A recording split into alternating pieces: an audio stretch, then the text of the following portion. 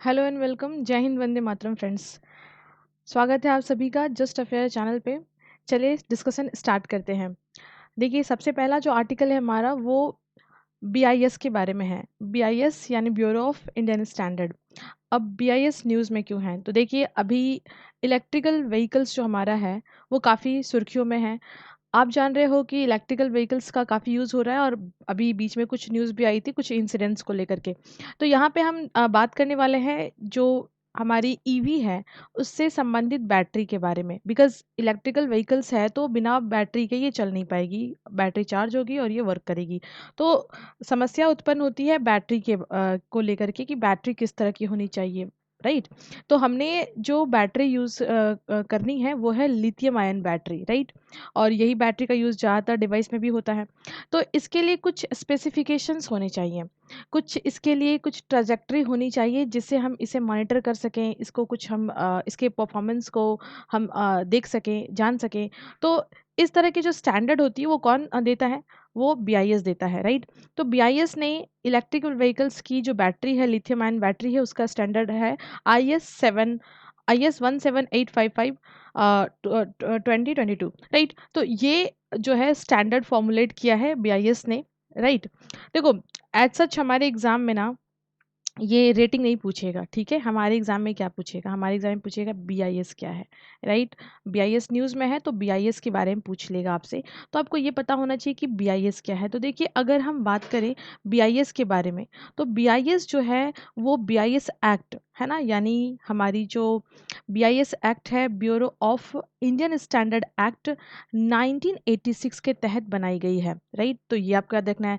तो अब जब ये 1986 के एक्ट के तहत बनाई गई तो सिंपली मीन्स कि ये एक स्टैट्यूटरी बॉडी है, बिकॉज ये पार्लियामेंट के एक्ट के द्वारा बनाई गई है। साइड बाय साइड इसमें कुछ हम देखेंगे, कुछ नई चीज़ें भी इंक्लूड की गई थी। यहाँ पे हमने देखना है कि जो नेशनल, राइट, नेशनल स्टैंडर्ड, ठीक है, नेशनल स्टैंडर्ड जो बॉडी है, right, of India, national standard body of जो इंडिया है, ये न्यूली आप कहिए एक बॉडी है। National standard body of India is a newly body जो कि फ्रेम की गई है पार्लियामेंट्री एक्ट के द्वारा 2016 में ही, और इसे भी पार्ट बनाया गया है बीआईएस का। यानी सिंपल भाषा में कहें तो बीआईएस के अंदर एक नई बॉडी इंट्रोड्यूस की गई है, national standard body of India. National standard body of India कब? 2016 में बीआईएस एक्ट के अंतर्गत, ठीक है? बीआईएस का काम क्या है? ये छोटा सा इन्फॉर्मेशन बट यूनिक इन्फॉर्मेशन है, you have to keep in mind. अब बीआईएस का काम क्या है? तो बीआईएस का पहला काम होता है सर्टिफिकेशन देना, राइट? किसी भी कोई भी हमारे यहाँ जो प्रोडक्ट होता है उसका सर्टिफिकेशन क्या होगा? तो वो सर्टिफिकेशन देना काम होता है, हम इसको बोलेंगे आईएसआई मार्क देने का काम होता है। किस तरह का आईएसआई मार्क देती है? तो हम देखेंगे जो हॉलमार्क होता है ना? जो हॉलमार्क हम देखते हैं जो ज्वेलरी वगैरह में यूज़ किया जाता है, तो हॉलमार्क भी बीआईएस ही देती है। ये आपको याद रखना है। साइड बाय साइड आपने इको मार्क देखा होगा, राइट? तो इको मार्क जो होता है, इको मार्क भी बीआईएस देती है। और इको मार्क शो करता है कि जो प्रोडक्ट है वो कितना इन्वायरमेंट फ्रेंडली प्रोडक्ट है ना? और इसके बाद हम देखेंगे बीआईएस के अंतर्गत ही लेबोरेटरी सर्विसेज भी आती हैं। लेबोरेटरी सर्विसेज बीआईएस के अंतर्गत आती हैं, जहाँ पे बीआईएस ये टेस्टिंग करता है और कि कोई भी जो कोई भी डिवाइस या कोई स्कीम सॉरी जो कोई डिवाइस है या कोई प्रोडक्ट है जो लेबोरेटरी बेस्ड है, तो उसकी रैंकिंग कैसे होगी, कितनी प्योरिफिकेशन है, उसकी टेस्टिंग करने के बाद उसे वो रैंक देता है। तो लेबोरेटरी सर्विसेज भी इसके अंतर्गत आती है। उसके बाद कंपलसरी रजिस्ट्रेशन स्कीम भी बीआईएस का है।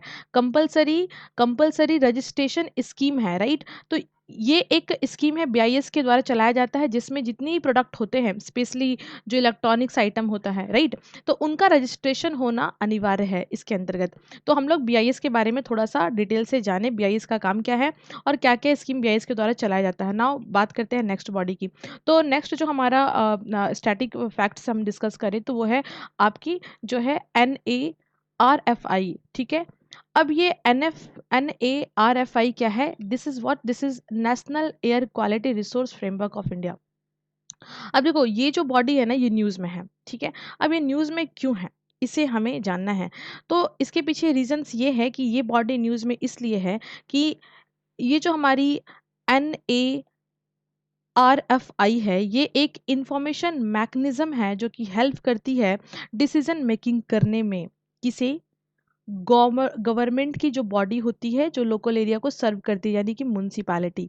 तो जो म्युनिसिपैलिटी होती है उनके जो डिसीजंस होते हैं, या जो कोई नए स्टार्टअप्स हो गए हैं जो एयर क्वालिटी के क्षेत्र में वर्क कर रहे हैं, तो उनको किस तरह का डिसीजन लेना है उस क्षेत्र में ये हेल्प करने के लिए एक एक तरह से प्राइवेट एक तरह से प्राइवेटली हम कह सकते हैं ये बॉडी को बनाई गई है, जिसमें गवर्नमेंट के द्वारा गाइडेंस किया जाता है इस बॉडी को, और ये बॉडी गाइड करती है अगेन गवर्नमेंटल बॉडी को, जैसे कि म्युनिसिपैलिटी वगैरह को।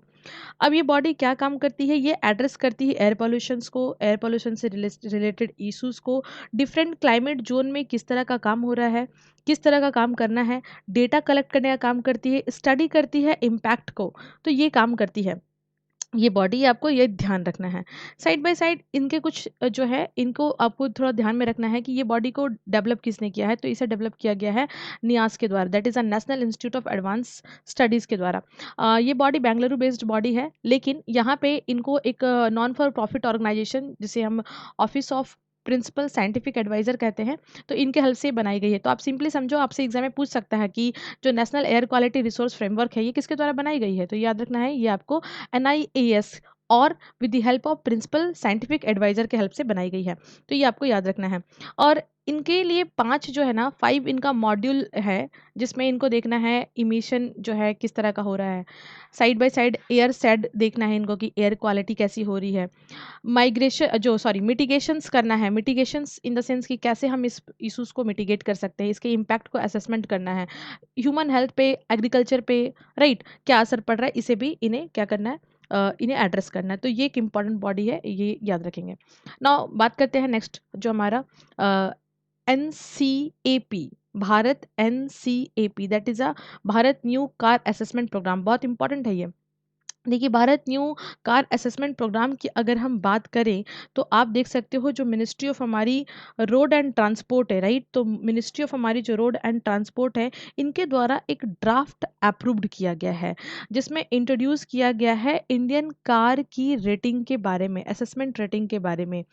देखिए, ऐसे तो अगर हम बात करें, अगर हम अभी की टाइम में बात करें, तो हमारे यहाँ जो है Bharat new car assessment programme जो है वो एक टेस्टिंग प्रोटोकॉल को फॉलो कर रहा है, और ये अकॉर्डिंग टू स्टार रेटिंग चल रहा है, अकॉर्डिंग टू स्टार रेटिंग चल रहा है। मतलब आप समझिए सिंपल भाषा में, भारत सरकार जो है वो अभी नया ड्राफ्ट लाई है, मिनिस्ट्री ऑफ हमारी जो रोड एंड ट्रांसपोर्ट है वो नया ड्राफ्ट लाई है कार की असेसमेंट के लिए, कार की रेटिंग असेसमेंट के लिए। ऐसे कार की असेसमेंट रेटिंग जो है फिलहाल हम लोग स्टार रेटिंग के तहत ही करते हैं, लेकिन अभी न्यू प्रोटोकॉल आने वाले हैं। अब ये स्टार रेटिंग को भी थोड़ा जान लेंगे। अब ये स्टार रेटिंग क्या है, देखिए वैसे तो हम लोग जब भी कोई गुड्स खरीदते हैं, कोई भी गुड्स खरीदते हैं, या हम किसी रेस्टोरेंट में जाते हैं, तो हमें वहाँ पे ना स्टार रेटिंग मिलता है, जैसे कि हम जानते हैं कि ये रेस्टोरेंट 2 स्टार है, 5 स्टार है, राइट, होटल्स वगैरह का होता है। कोई सामान का भी हम देखते हैं, जो गुड्स खरीदते हैं उनका भी रेटिंग स्टार होता है। साइड बाय साइड आपको थोड़ा सा पता होना चाहिए, आपको थोड़ा सा पता होना चाहिए IBM के बारे में, इंडियन ब्यूरो ऑफ माइंस के बारे में। ये भी जो माइंस होते हैं, स्पेसिफिकली जो कोल माइंस होते हैं, तो उनकी जो रेटिंग होती है वो भी स्टार रेटिंग दी जाती है, उनको भी स्टार रेटिंग दी जाती है। ये स्टार रेटिंग जो मिनिस्ट्री ऑफ माइंस है उनके एक्ट 1988 के तहत दी जाती है। तो ये भी आपको याद रखना है कि भारत में जो कोल है, भारत में जो कोल है उसकी भी स्टार रेटिंग होती है, माइनिंग जो है माइंस हमारा उसका भी स्टार रेटिंग चलता है। तो ये आपको याद रखना है। अच्छा, एक बात सोचिए, अगर अगर ये रेटिंग के लिए आज के डेट में ड्राफ्ट लाया जा रहा है, तो इससे पहले हम लोग किस तरह की रेटिंग को फॉलो करते थे, तो इसे हम लोग थोड़ा जान लेते हैं। इसके लिए हमें जानना पड़ेगा safer car for India programme, है ना, ये हमारा क्या है, प्रोग्राम है, इसी आर्टिकल से रिलेटेड है ये बहुत इंपॉर्टेंट है। इस ये न्यूज़ में है, बट इसके बैकग्राउंड का जो हमारा स्टैटिक फैक्ट है उसको हम यहाँ डिस्कस कर रहे हैं। तो यहाँ हम देखते हैं safer car for India programme है, जिसके तहत 2014 में global new car assessment programme चलाया जा रहा था ग्लोबल लेवल पे। तो यहाँ पे हमने क्या किया है, हमने अपना safer car for India programme जो है, इसके तहत हमने अपने कार की रेटिंग दी, अपने कार का असेसमेंट किया है। बेसिकली अगर हम बात करें GNCAP के बारे में, तो ये एक यूके बेस्ड कंपनी है जो हर तरह की कार को रजिस्टर्ड करती है और उनकी टेस्टिंग करती है और उनकी रेटिंग देती है। तो इस बॉडी के द्वारा भारत को भी रेटिंग दी गई थी और वो था सेफर कार ऑफ इंडिया। और हमने भी safer car of India programme अपने कंट्री के अंदर चलाया, जो कि बिल्कुल हम कह सकते हैं कि GNCAP का पार्ट था, राइट। अब थोड़े से कुछ और इम्पॉर्टेंट फैक्ट यहाँ पे डिस्कस कर लेते हैं, जो कि काफ़ी न्यूज़ में रहे थे और थोड़ा बहुत इंपॉर्टेंट है, यहाँ पे कुछ इंपॉर्टेंट पॉइंट निकल के आएंगे, इसे हम लोग देख लेते हैं। तो अभी अभी जब हमने बात करी है कार के बारे में, हमने रेटिंग के बारे में बात की है और पोल्यूशन से संबंधित बात की है, क्योंकि कार पॉल्यूशन, कार की रेटिंग, ये भी हमारे एयर क्वालिटी इंडेक्स से संबंधित है। नाउ यहाँ पे हम लोग बात कर लेते हैं, एक हमारे सामने बॉडी है CAQM, that is a commission for air quality management. तो ये एक इंपॉर्टेंट बॉडी है, आपको पता होना चाहिए। अभी न्यूली इसे फॉर्म किया गया है, किसके अंदर, ये न्यूली फॉर्म किया गया है हमारी जो एयर क्वालिटी मैनेजमेंट है ना। तो जो हमारी एयर क्वालिटी जो हमारी मैनेजमेंट है, राइट, उसके अंदर ही इस बॉडी को फॉर्म किया गया है। यानी हम समझेंगे कि एयर क्वालिटी मैनेजमेंट के तहत CAQM आती है, CAQM आती है। अब ये CAQM अगर आती है तो इसका काम क्या है, इसका एम क्या है? तो इसका एम है डायरेक्ट करना। क्या डायरेक्ट करना? NCR रीजन में जो एयर पॉल्यूशन हो रहा है, यानी नेशनल कैपिटल जो हमारा रीजन्स है, वहाँ पे जो पॉल्यूशन हो रहा है उसको मॉनिटर करना, उसके लिए क्या स्टैंडर्ड लेने चाहिए, क्या चीज़ें अडॉप्ट करनी चाहिए, उस चीज़ को फॉर्मुलेट करना इनका काम है। बेसिकली अगर हम इनकी बात करें तो ये बॉडी जो है 2020 में एयर क्वालिटी मैनेजमेंट आपको याद रखना है कि ये बॉडी जो है air quality management in NCR and adjoining area in 2020, इस बॉडी को फॉर्म किया गया था। तो ये आपको याद रखना है, CAQM एयर क्वालिटी मैनेजमेंट के अंतर्गत 2020 में फॉर्म किया गया था, जिसका मात्र उद्देश्य NCR और NCR से जुड़े हुए एडजॉइनिंग रीजन में एयर क्वालिटी को मॉनिटर करना, स्टैंडर्ड उनके लिए तैयार करना। कुछ फंक्शंस है इसके, तो फंक्शंस को हम लोग देख लेते हैं, क्योंकि ये बॉडी न्यू बॉडी है, 2020 में बनाई गई है, तो ये आपको याद रखना है। इसका कुछ फंक्शंस है, क्या फंक्शन है? कोऑर्डिनेशन करना। देखो डिफरेंट डिफरेंट स्टेट है ना, दिल्ली के आसपास जो रीजन्स है, डिफरेंट स्टेट है ना, यूपी आता है, पंजाब हरियाणा रीजन्स आते हैं, तो इनके बीच में कोऑर्डिनेशन बहुत ज़रूरी है, तो कोऑर्डिनेट करने के लिए बॉडी को बनाई गई है। सेकेंडली इनका काम क्या है? प्लानिंग भी करना। ये प्लानिंग करेंगे कि किस तरह से चीज़ों को इम्प्लीमेंट कराना है, ठीक है। पहला काम कोऑर्डिनेशन, दूसरा काम प्लानिंग, और तीसरा काम क्या है? R&D करना, रिसर्च एंड डेवलपमेंट करना, यानी नए आयाम को तलाशना, राइट। अब इसके बाद अगर हम लोग देखें तो हमारा जो सेकेंड पॉइंट इधर दिखाई दे रहा है, कार्ड टोकनाइजेशन, देखिए बहुत इंपॉर्टेंट है। RBI ने अभी इस डेट को डिक्लाइन किया है। अभी कार्ड टोकनाइजेशन का क्या चल रहा है? देखिए कार्ड टोकनाइजेशन की अगर हम बात करें तो RBI ने हाल फिलहाल में कार्ड टोकनाइजेशन की जो डेट लिमिट थी उसको बढ़ा करके सितंबर 2022 30 सितंबर तक लास्ट डेट कर दी है। अब ये टोकनाइजेशन कार्ड का क्या ही हमारे लिए मतलब है, तो देखिए अभी हमारा जो कार्ड होता है उसमें हमारी डिटेल्स लिखी रहती है, राइट।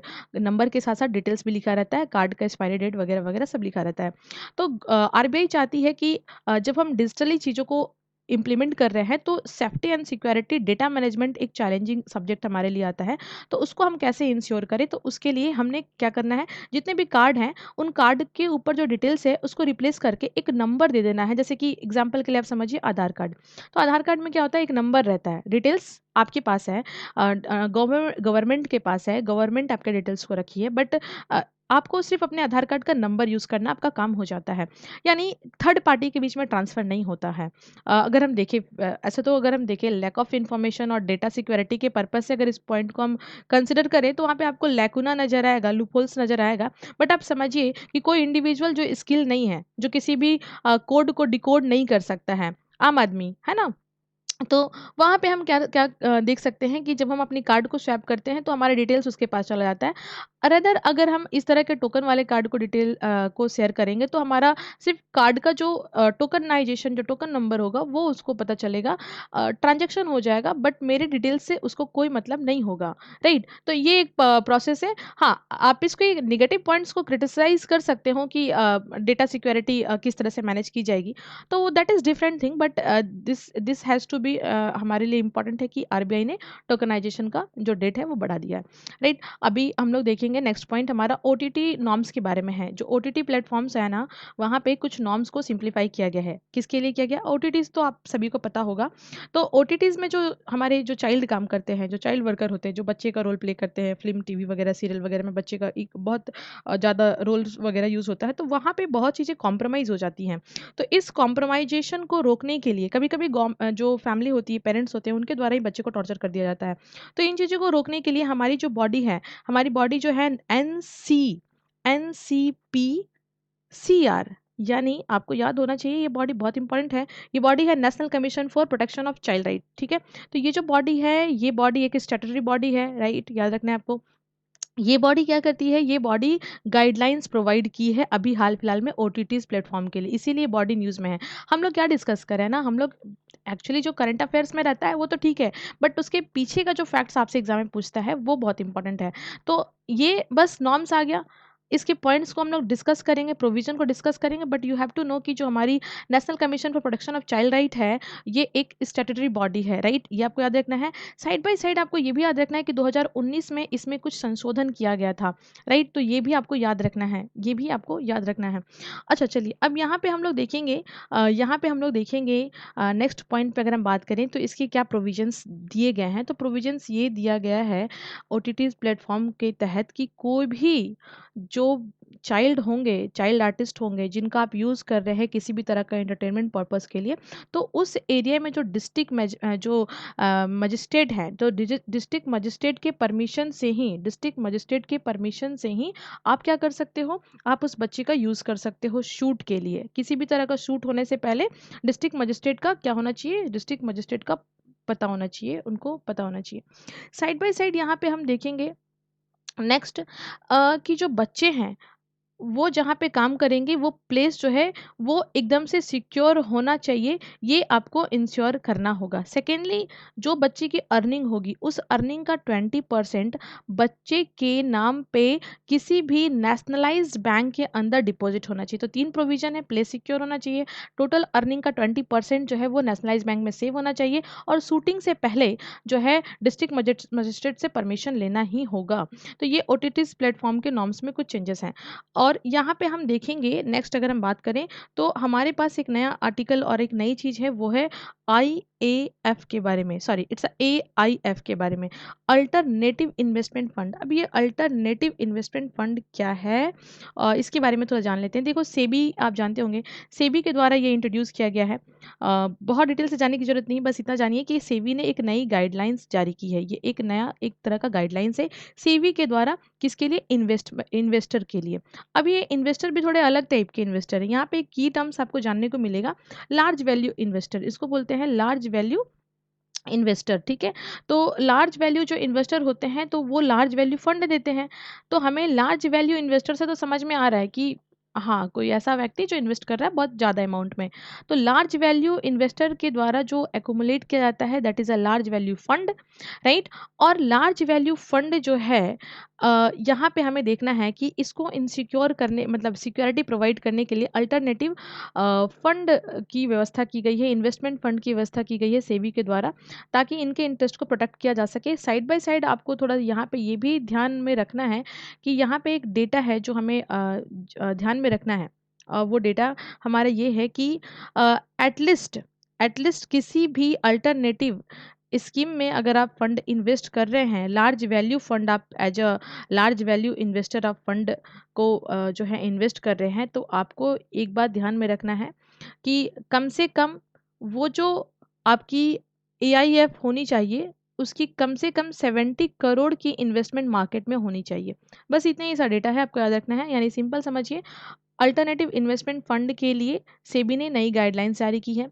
यानी अल्टरनेटिव इन्वेस्टमेंट फंड पहले से चल रही एक स्कीम है मार्केट में, जिसमें आप जनता जो होती है इन्वेस्ट करती है ज़्यादा इंटरेस्ट रेट प्राप्त करने पे, वो लालच की बस हम कह सकते हैं कि हम लोग इन्वेस्ट करते हैं, बट हम लोग जानते नहीं है, सिक्योरिटी के पर्पज़ को नहीं देखते हैं और लार्ज अमाउंट में फंड को इन्वेस्ट कर देते हैं। तो वहाँ पे एक चीज़ एक बैरिकेशन किया गया है कि जो भी आईएएफ होंगे, वो पैसा तो मार्केट से उठा सकते हैं कब? जब उनके कम से कम 70 करोड़ के इन्वेस्टमेंट मार्केट में होने चाहिए और अगर इनके इससे कम है तो जो न्यू इन्वेस्टर है वो इसमें इन्वेस्ट ही नहीं कर पाएँगे, तो ये एक गाइडेंस है, एक तरह का बैरिकेशन है।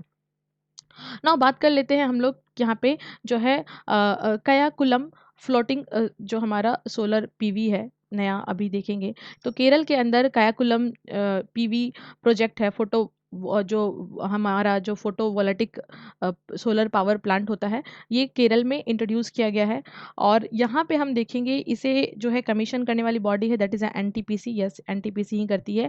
तो थोड़ा-सा यहाँ बैकग्राउंड जान लेते हैं। देखो ये बस इतना ही न्यूज़ है कि केरल में जो कयाकुलम क्षेत्र है वहाँ पे पीवी प्रोजेक्ट लॉन्च किया गया है एनटीपीसी के द्वारा, बस that is enough for us, but इतना ऐसे नहीं होता है। थोड़ा-सा हमें जान लेना है कि वर्ल्ड में पहली बार जो है कौन-सी कंट्री जो है फ्लोटिंग सोलर प्लांट को इंट्रोड्यूस की थी, तो वो है जापान, ठीक है? तो ये आपको याद रखना है। सबसे बड़ी किसके पास है आज के टाइम में? सबसे बड़ी है चाइना के पास, ठीक है?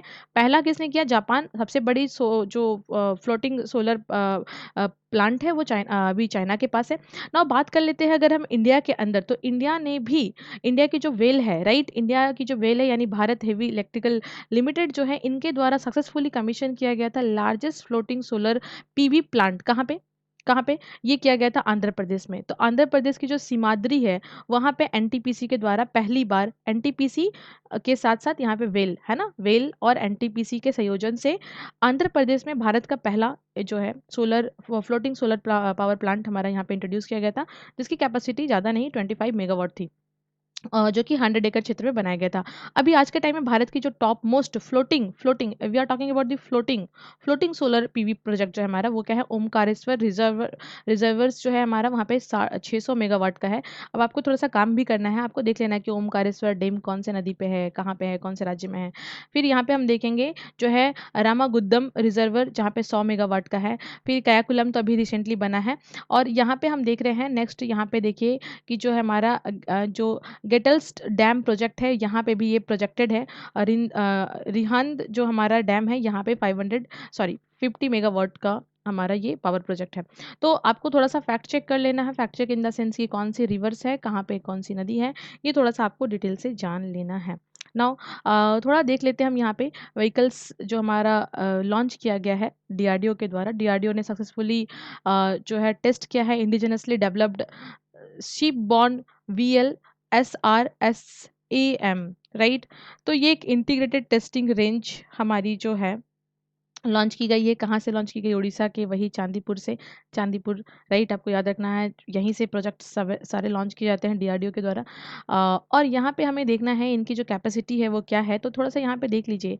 देखो यहाँ पे अगर हम लोग देखें तो इनकी जो है ना इनकी जो जिस मैकेनिज़्म को ये फॉलो कर रहे हैं तो वो है रेडियो प्रॉक्सिमिटी, राइट? डायमीटर वगैरह याद रखने की ज़रूरत नहीं है। इंजन याद रखना है आपको कि इंजन जो है वो सॉलिड प्रोपेल्टन रॉकेट है। एंड सेकेंडली हमको ये देखना है कि कितने एल्टीट्यूड पे जाएँगी, दैट इज़ वो तो नहीं फैक्टर याद रखना है। ये याद रखना है कि ये जो है इनकी स्पीड क्या है, तो मैक्सिमम इनकी जो है स्पीड क्या है? मैक नंबर 4.5 है। तो मैक नंबर आपको याद रखना है, Mach number is what? Mach number is a ratio, right? Mach number क्या है? रेशियो है स्पीड ऑफ साउंड और किसी भी ऑब्जेक्ट का स्पीड, है ना? मैक नंबर 1 होने से क्या होता है? सुपरसोनिक क्या होता है? ट्रांससोनिक क्या होता है? सबसोनिक क्या होता है? ये आपको पता चाहिए, ठीक है?